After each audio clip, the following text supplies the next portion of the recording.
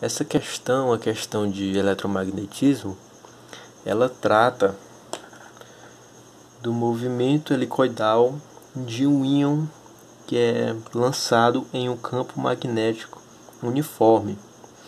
Esse aparelho aqui é um espectrômetro, ele é usado para calcular a massa do íon que tiver sido lançado.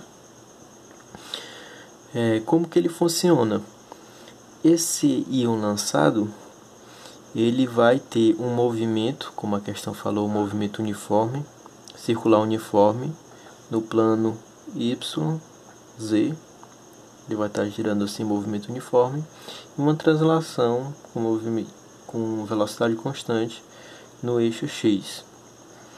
Daí ele vai calcular o tempo para N voltas, e a partir daí a gente consegue calcular a massa a partir de uma expressão. A questão pede que a gente encontre exatamente essa expressão. Qual é a expressão que a gente vai usar para poder calcular a massa desse íon?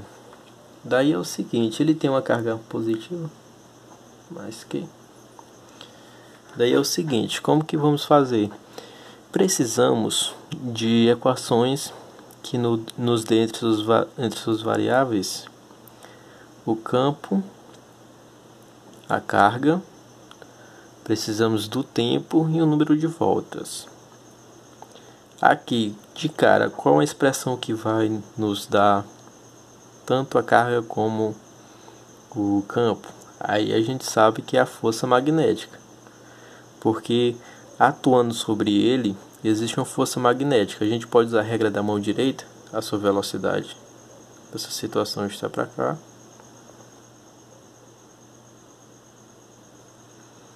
E aí se a gente usar, dedão apontando para a velocidade, o resto da mão para a direção do campo, como é positivo, ele vai sofrer uma força para cá, para baixo.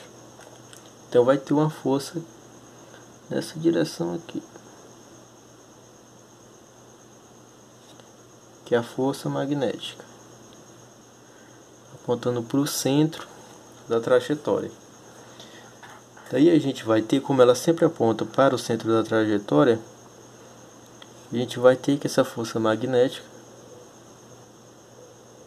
ela é igual à força centrípeta. Qual a expressão para a força magnética? A gente sabe que é carga vezes a velocidade vezes o campo. E da força centrípeta, mv ao quadrado dividido pelo raio da circunferência na qual ele se move.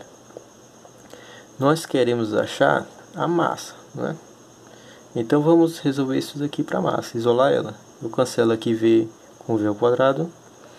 Eu vou passar para lá o raio e a massa vai dividindo. Então eu vou ter que m vai ser igual a q br, tudo dividido por v. Daí a gente precisa trazer tempo, as variáveis de tempo e do número de volta.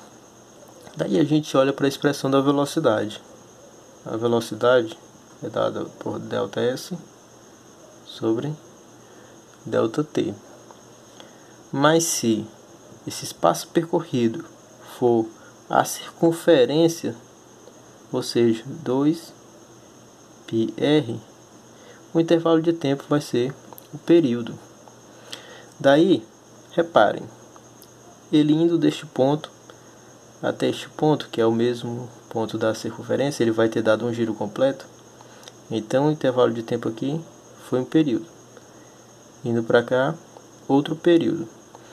Então o intervalo de tempo percorrido para ele daqui até aqui, que eu vou chamar de t, ele vai ser t é igual a 2 períodos. Se eu quiser generalizar e colocar aqui para qualquer volta, eu posso escrever que t é igual a nt, sendo esse o número de voltas que o íon deu nessa sua trajetória. Como aqui eu tenho o período, eu vou isolar, resolver para o período, vai ficar t sobre N. Daí eu coloco aqui, V vai ser igual 2πr sobre o período, mas o período é o tempo sobre N. Então, eu resolvendo essa fração aqui, eu vou obter o seguinte: 2πrn sobre T. Daí eu vou substituir essa velocidade aqui. Então eu vou ter que a massa vai ser dada por QBR dividido pela velocidade, que é o que? 2πrn sobre T. Aqui eu já corto o raio.